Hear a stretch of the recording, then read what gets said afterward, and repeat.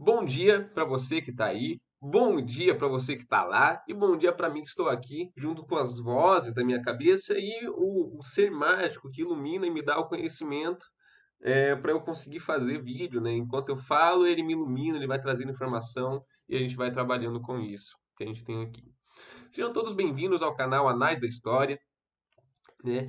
E hoje a gente vai falar sobre um tema muito legal, né, que todo mundo gosta. Então, a criança, né, ela tá desesperada para saber sobre esse tema.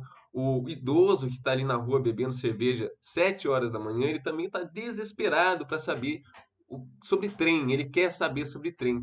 Se você, e aí, né, tem isso aí é comprovação anedótica vinda de um amigo, né?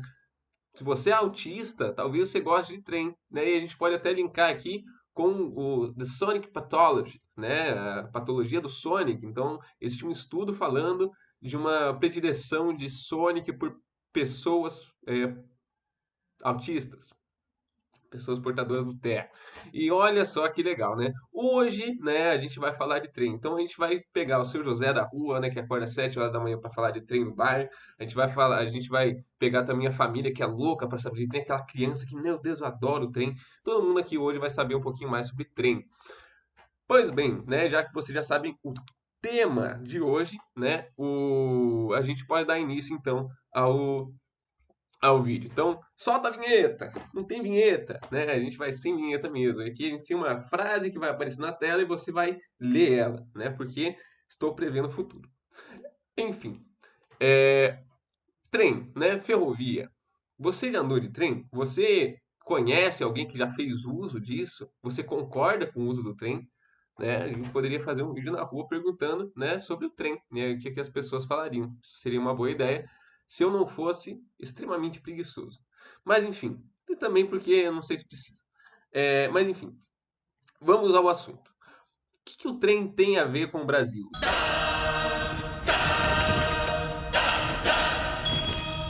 E o que que o trem tem a ver com a história, né? Tudo, absolutamente tudo. Vamos começar pelo básico. Uma vez, em 2018 ou 19, não vou lembrar, acho que é 19, tive uma aula de Brasil, acho que foi 20 na verdade. Vamos lá, foi em algum ano aí. Eu tive uma aula na faculdade, onde o professor fez o seguinte questionamento, né? Não é ipsis literis, mas vai ser o que eu lembro, né? Ele perguntou alguma coisa em relação. Como que a gente pode historicizar um acidente em uma serra, né, uma BR, alguma coisa assim. E eu, né, sapiente pra caramba, esperto como eu sou a pessoa mais inteligente do mundo, levantei a mão e falei, ó, por causa de Juscelino Kubitschek, que sucateou as ferrovias, a gente tem mais acidentes de trânsito, porque a gente vai ter caminhão, a gente vai ter estradas um pouquinho piores, né? Não por causa disso necessariamente, mas a gente tem estrada ruim. A gente tem acidente de caminhão, porque existe uma quantidade imensa de caminhão. A gente tem acidente de carro porque o caminhão bate no carro. E a gente tem também acidentes diversos aí que acontecem por variados motivos. Mas a gente pode historicizar, né? O grande trabalho do historiador e também da pessoa que me assiste, né? Da pessoa que não me assiste também, da criança que está nascendo agora, é pensar o mundo de forma histórica. Pensar que certas coisas que acontecem durante a nossa caminhada, né, na história, elas influenciam a gente da forma que for, né, da forma mínima. Então a gente pode pensar o seguinte: você, meu jovem mancebo, minha jovem manceba que me assiste, viciado em trem, fissurado nessa porcaria, você não anda de trem hoje porque em algum momento da história do Brasil alguém sucateou, né, o uso do trem, sucateou as linhas de ferro, sucateou o transporte ferroviário. E a gente vai tentar entender hoje por que que isso aconteceu, entender também a história do trem dentro da história do Brasil. Então, estamos aqui hoje, né, utilizando como objeto, né, de estudo o trem, a linha de ferro e também algumas políticas que vão estar envolvidas dentro desse processo. Então, roda a vinheta, né? Vamos começar essa bagaça.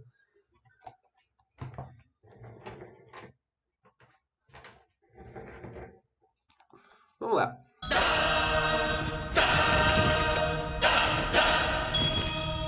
Né? Cadeiras à parte, a gente é um canal sério, né? A gente trabalha com seriedade. Olha só, a gente vai começar, né, falando aqui de uma breve contextualização do uso do trem no Brasil.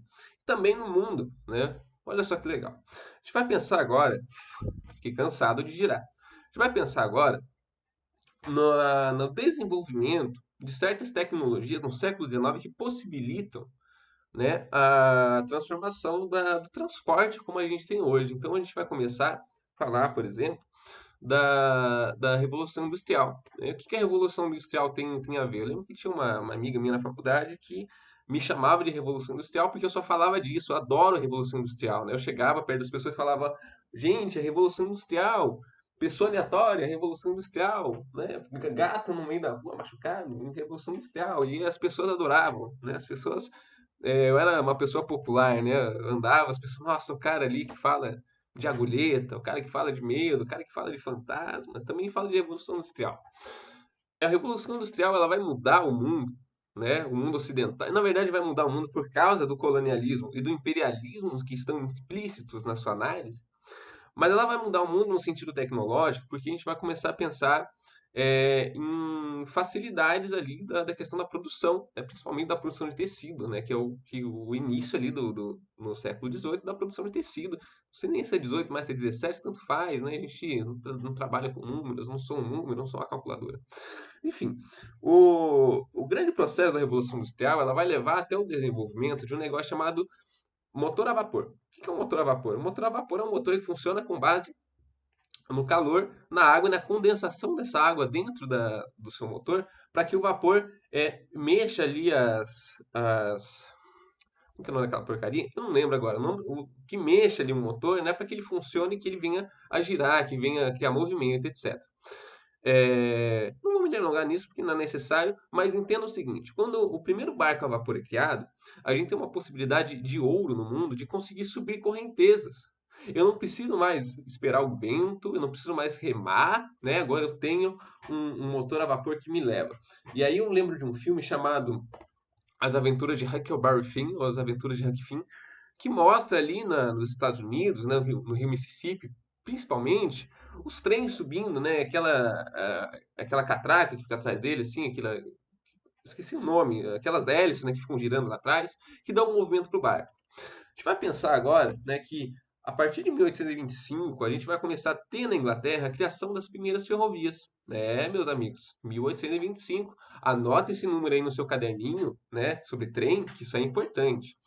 Então, em 1825, a gente tem a primeira criação ali desse transporte e ele vai começar a ser utilizado, né? Vai começar a ser construído por toda parte, vai ser uma coisa muito importante nesse processo de construção das linhas de ferro. E para que serve esse negócio? Bom, para encurtar a distância. O grande processo da globalização é de encurtamento, né, da distância. A gente consegue chegar em lugares, né, com mais facilidade.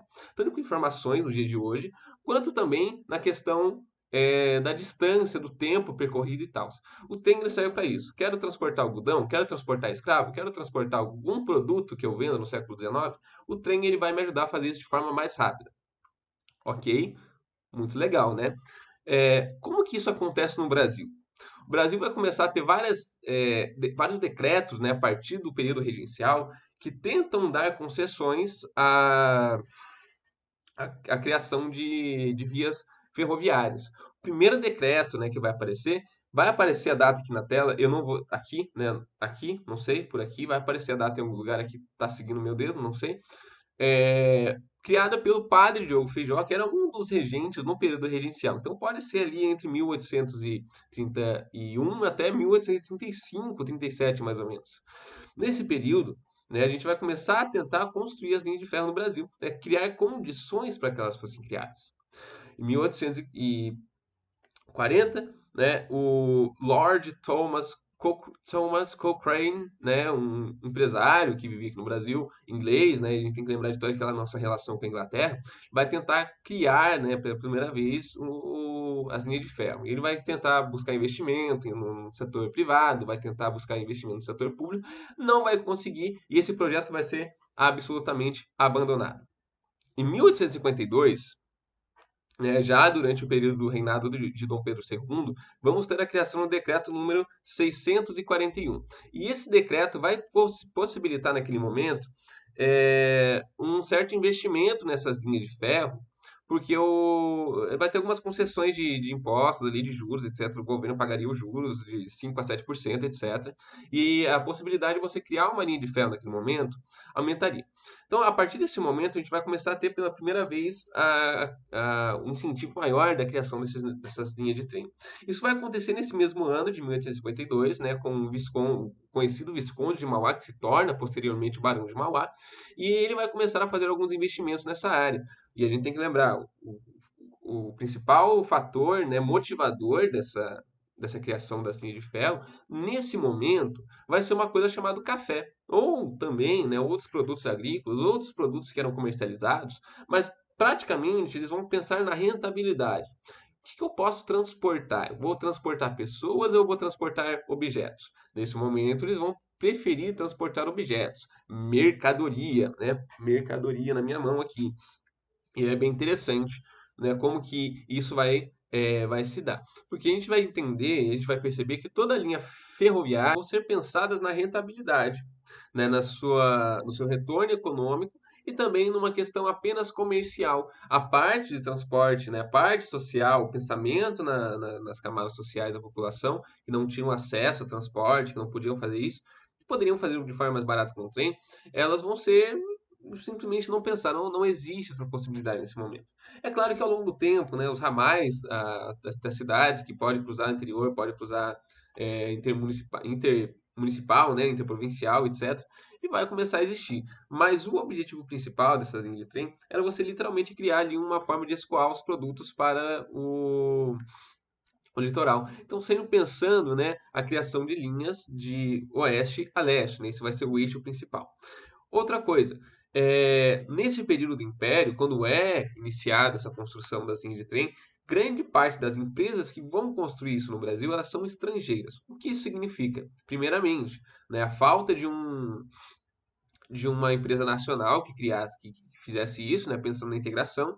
Segundo problema, né, cada empresa construía o trilho de uma forma diferente, né? Eles não tinham nessa época uma padronização de trilhos, né, como a gente tem hoje.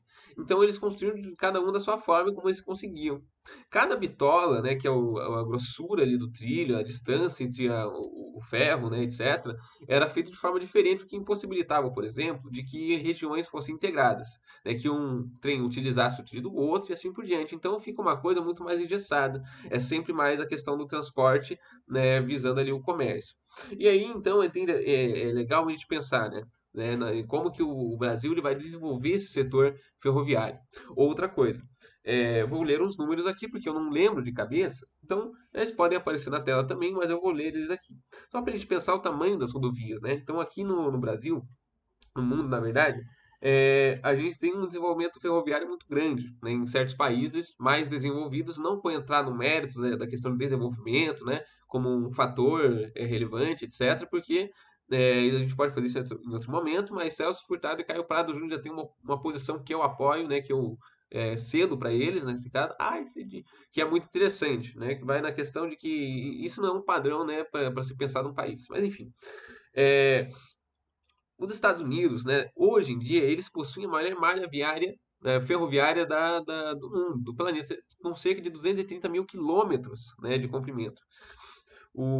A Rússia possui cerca de 100 mil quilômetros hoje, né? E lembrando que para ter integração no território russo é essencial que você tenha aquela linha de trem, principalmente porque você pode levar produtos de Moscou até Vladivostok, né? Que é uma cidade portuária que fica lá na casa do cacete, né? Fica no Oceano Pacífico, né? Fica perto do Japão praticamente. A China tem 90 mil quilômetros de extensão da sua linha viária, a Índia tem 64 mil quilômetros e o Brasil tem cerca de 23, né, mais ou menos. Então, assim, pensar o transporte ferroviário no Brasil é uma loucura, né? Porque a gente vê que países que têm o nosso tamanho, né, o Brasil é o quinto maior país do mundo, eles têm o dobro, o triplo, o quádruplo de malha ferroviária que a gente. E essa malha ferroviária é muito importante, como eu já expliquei para vocês, né? Então, pensar nessa integração, pensar que regiões podem ser conectadas através disso é uma loucura. E pensar que não foi feito também é loucura. Mas vamos para o segundo bloco. Corta a vinheta.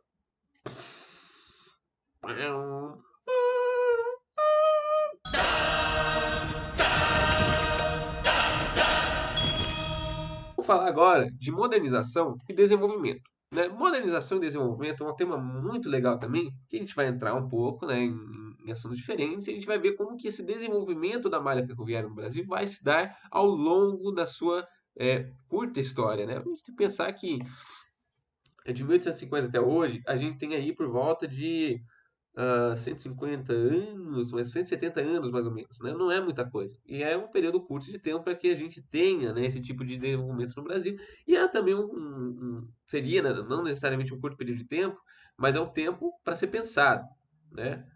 150? É, por aí, por aí. Vamos lá então. A gente vai falar agora de três processos que vão acontecer, que é basicamente um período de tempo de 1850 até 1930, o período de 1930 até 1960 e do período de 1960 até os anos 90. Então são três períodos, né, que pulam ali de 30 em 30 anos, 100 anos mais ou menos. Enfim, vamos começar então. Nesse período, né, na verdade já foi explicado um pouco, né, no período imperial a gente vai ter esse desenvolvimento da malha ferroviária, com empresas estrangeiras que vão construir os trilhos com bitolas diferentes, com tamanhos diferentes, que impossibilita a sua integração, que possibilita várias coisas que vão estar acontecendo nesse momento. Mas aí também a gente tem uma falta de um direcionamento central do governo imperial de falar, ó, vamos construir esse negócio pensando, né, nas populações que vivem mais afastadas, vamos construir um negócio pensando mais na. Deixa eu fechar a janela aqui, tinha esquecido aberto. Vamos pensar nas possibilidades de transporte, que a gente tem, não, a gente vai pensar apenas numa questão propriamente econômica. Não era um problema, não era uma vontade do Império naquele momento, enfim, e isso vai ser passado para os governos posteriores. Chega em 1907, né, já estamos na República, que coisa maravilhosa, etc. Que a gente vai começar a ter uma nova forma de ver esse problema. Então, em 1907, por exemplo, a gente já tem 17 mil quilômetros de ferrovias.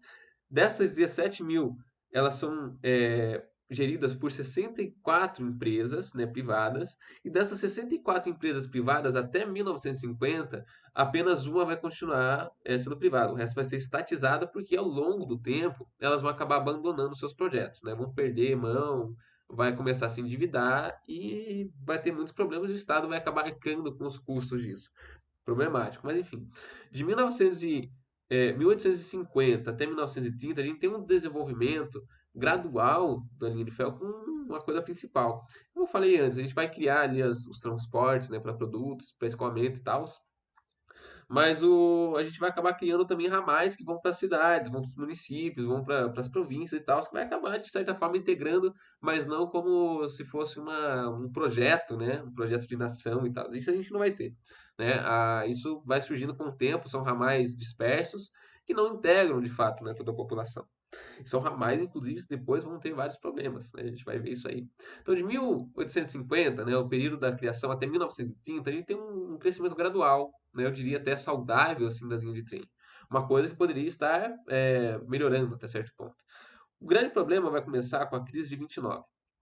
Quando a crise de 29 bate, né, no Brasil e a gente vai ter a crise do café, essas linhas de trem elas vão começar a perder um pouco seu valor, porque já não se tem tanta necessidade, alguns outros produtos também. A gente vai começar a ter endividamento de algumas empresas, elas vão começar a ser estatizadas ao longo do tempo, e a gente vai acabar perdendo um pouco o foco. Passa de 1930, vai até 1960, por exemplo, a gente vai começar a ter um outro foco de desenvolvimento que vai ser pautado agora na modernização, né? Modernização no sentido de que a gente não vai mais construir trilho, né? A gente vai construir outras coisas. E o período do Juscelino Kubitschek ele vai ser muito importante nesse período. O período do Juscelino Kubitschek é o período onde a gente vai ter o plano de metas, né? Aparece o plano de metas aqui do lado. O plano de metas ele vai ser um planejamento do governo do Juscelino para pensar alguns setores da sociedade que eles poderiam estar melhorando, né? Então, educação, transporte, eletricidade, energia, entre outras coisas. Nesse plano de metas, o transporte ferroviário vai estar incluso, né, no artigo, a partir do capítulo 7, ali, mais ou menos, né? Vai aparecer aqui também umas coisinhas para você dar uma olhada. Mas, assim, é sempre pensando na questão mais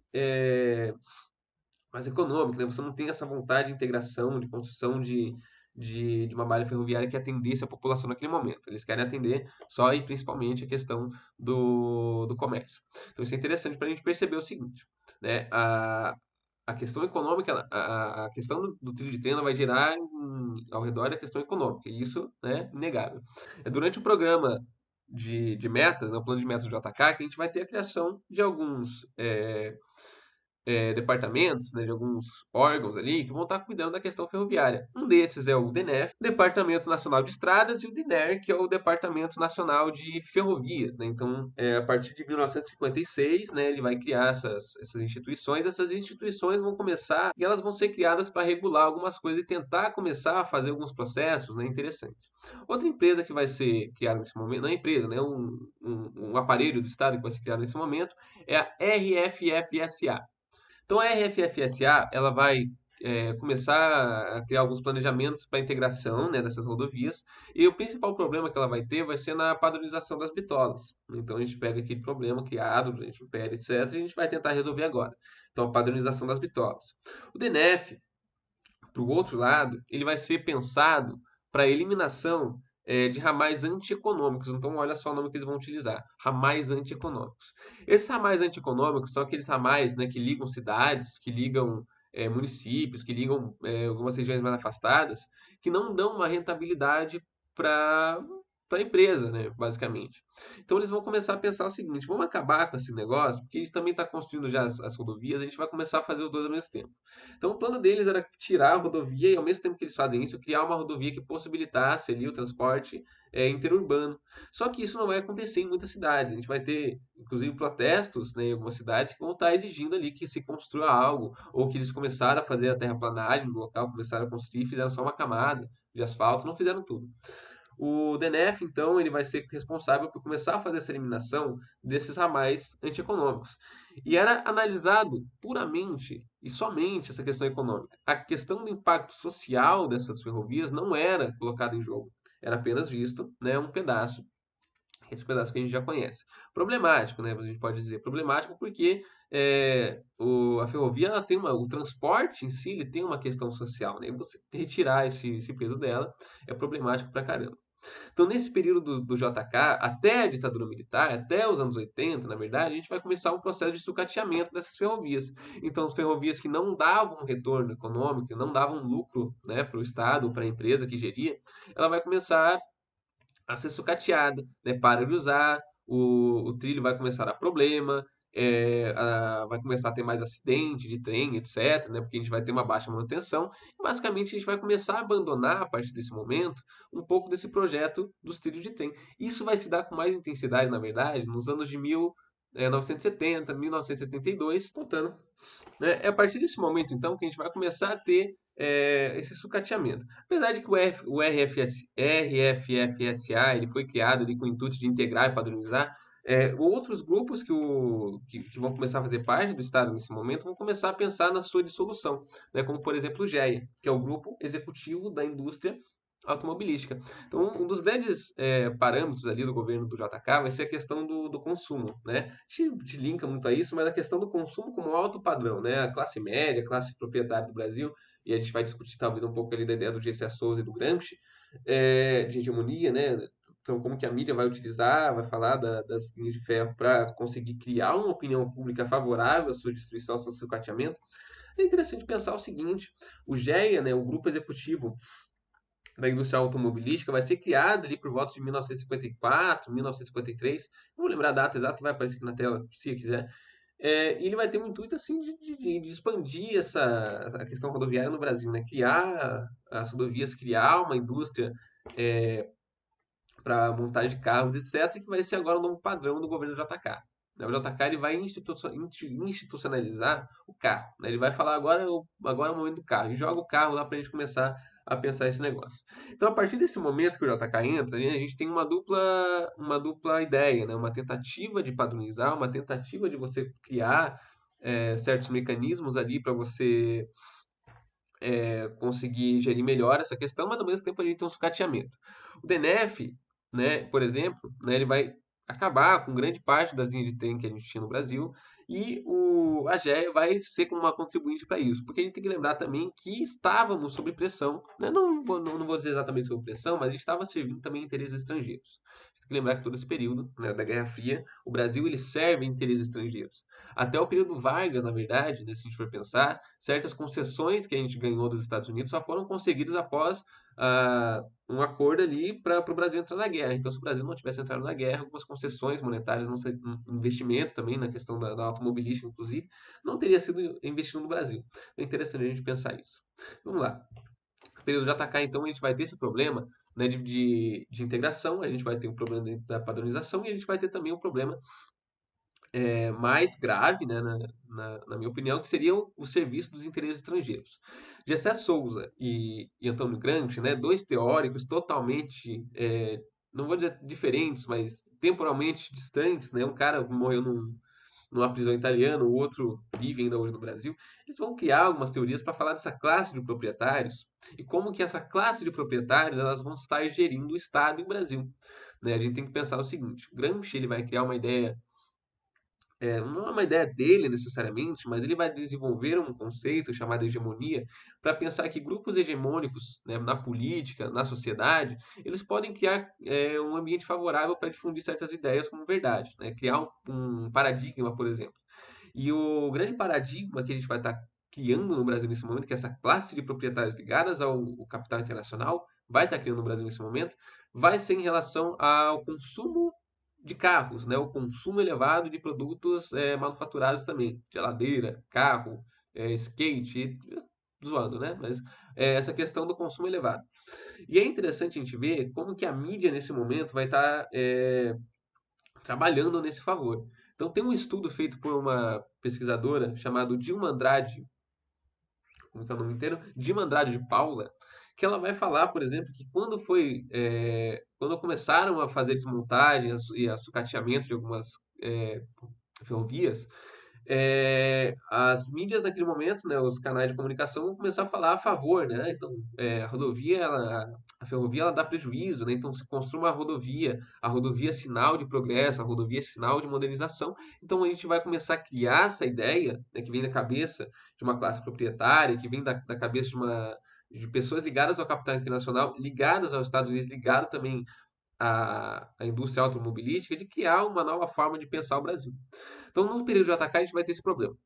Endividamento com o FMI, né? Uma modernização intensa, um sucateamento dessa malha ferroviária sem pensar nos impactos sociais, e na verdade todo o plano de metas, né? Ele vai acabar gerando uma grande contradição dentro do Brasil, porque a gente vai ter o crescimento da pobreza. Fato, né, que pode ser observado no diário da Carolina Maria de Jesus, chamado Quarto de Despejo, né, onde ela vai narrar a sua vivência dentro da favela. E como que durante a década de 50, né, a gente vai ter uma piora ali da situação dessa classe baixa. Então a gente tem um alto consumo, né, ao mesmo tempo e um baixo consumo. Né? A gente tem um crescimento extremo da classe média e da classe proprietária, né, uma classe alta, e extrema pobreza ali das pessoas que eram pobres. A gente vai ter um dificultamento em relação a isso. No período da ditadura militar, né, depois da década de 60, o Jânio Quadros e o Jango Goulart, eles não têm nem tempo de fazer isso, né? O Jânio fica 7 meses, renuncia, faz merda. O Jango, ele é golpeado. Né? Então, ele não tem nem tempo de pensar nessas possibilidades. Também não era o foco dele. Né? Posso dizer isso também. No período da ditadura militar, a gente vai ter a criação de um mecanismo chamado GESFRA. Deixa eu só ler o que significa o GESFRA. O GESFRA é o Grupo Executivo para a Substituição de Ferrovias e Ramais Antieconômicos, muito parecido com o DNF. E esse grupo executivo, ele vai ser, assim, muitas vezes liderado ali por pessoas de fora, né, com interesses estrangeiros. A gente sabe que a ditadura militar teve muita corrupção e teve muito conluio também com forças estrangeiras. E isso é um agravante para o Brasil, né, que a gente sofre até os dias de hoje. Então, pensar que certas coisas foram feitas no passado que deram mais valor para os interesses estrangeiros, né, na criação de indústrias mobilísticas. Tem um livro muito legal também chamado Vítimas do Milagre, de um pesquisador americano chamado David Shelton, que ele vai falar, né, de madeireiras ilegais que estavam aqui no período do Jango, e o Jango expulsou elas, e no período da ditadura militar elas voltam. Então, da mesma forma vai acontecer com indústrias automobilísticas, né? Não que elas vão ser expulsas, mas que elas vão estar aqui dentro e elas vão estar atendendo interesses puramente econômicos delas, né? Não pensando mais no Brasil, pensando no lucro. E esse é um grande problema, um grande agravante do Brasil.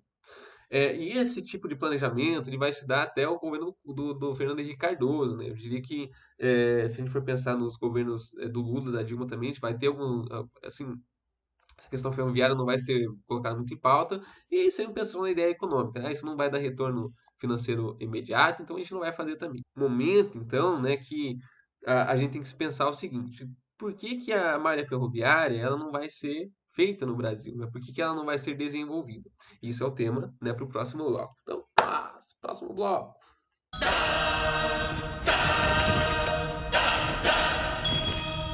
Terminar, né, finalizar esse vídeo com uma chave de ouro, né, a gente vai falar aqui do sucateamento e da política externa, né? Então, como eu já tinha falado um pouco antes,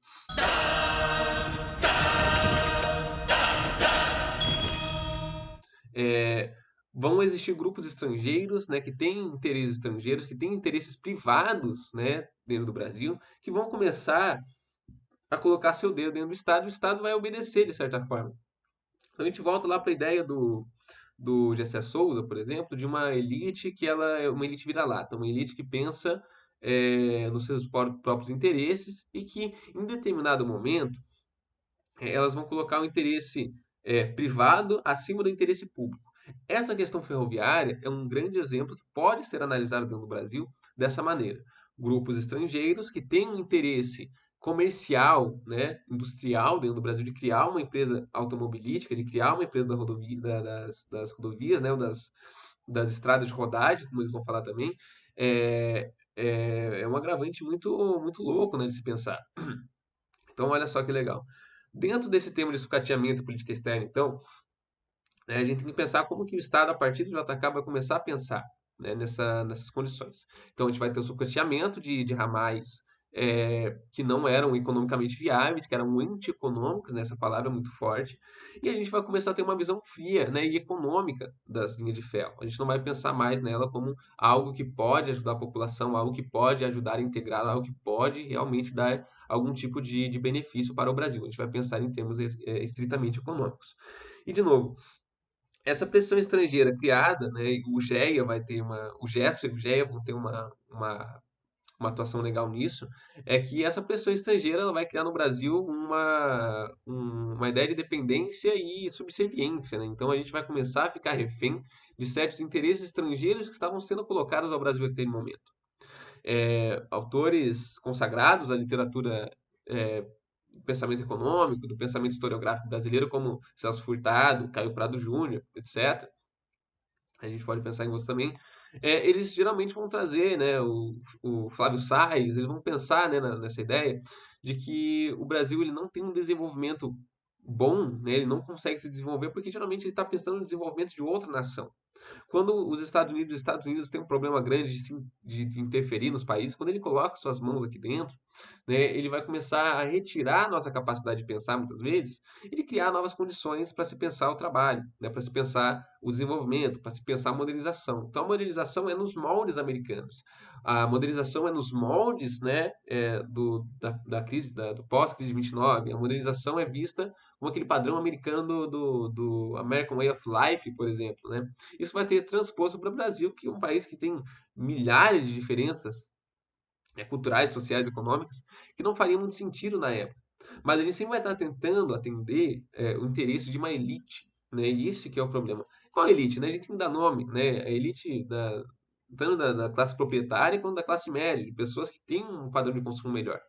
E esses interesses, né, essa subserviência que o Brasil vai ter com esses interesses estrangeiros, vai trazer para o Brasil N problemas estruturais, né, como pobreza, como subdesenvolvimento e também problemas de ordem social e política, né? Porque se a gente tem pessoas que obedecem interesses estrangeiros, a gente tem pessoas que não querem o bem da população de fato, então a gente não vai ter nada. Então, só para a gente pensar, né? Para a gente terminar, né, esse vídeo da forma mais bonita possível, né? Pensando, né, em como que o Brasil ele atua dentro como que é? Atua com a sua população mais marginalizada. Como que o trem, né, ele pode ser pensado dentro desse aspecto. Eu espero que esse vídeo tenha feito sentido na sua cabeça, eu espero que ele tenha servido de algo para a gente pensar o, o Brasil através da linha de ferro, porque a linha de ferro é uma coisa muito importante. E é uma forma da gente observar, né, no Brasil, como que essa elite, né, como que essa elite financeira, essa elite proprietária, etc., ela pensa o Brasil. Né, como que o interesse econômico ele é colocado em cima do interesse social, né, como que essas desigualdades que temos no Brasil elas não são pensadas no sentido de que vamos sanar, né? Vamos sanar essas dificuldades, vamos sanar esses problemas. Não, a gente vai pensar na economia, a gente vai pensar é, a gente vai pensar em se isso está dando um retorno financeiro ou não, né? E não se isso está dando um retorno social. Então isso é uma coisa interessante. Observar a linha de trem como objeto, um fato, é muito interessante, porque ela possibilita, né, essa visão mais abrangente do Brasil. Então espero que você tenha gostado, deixe seu like, comente e a gente se vê no próximo vídeo. Tchau, tchau.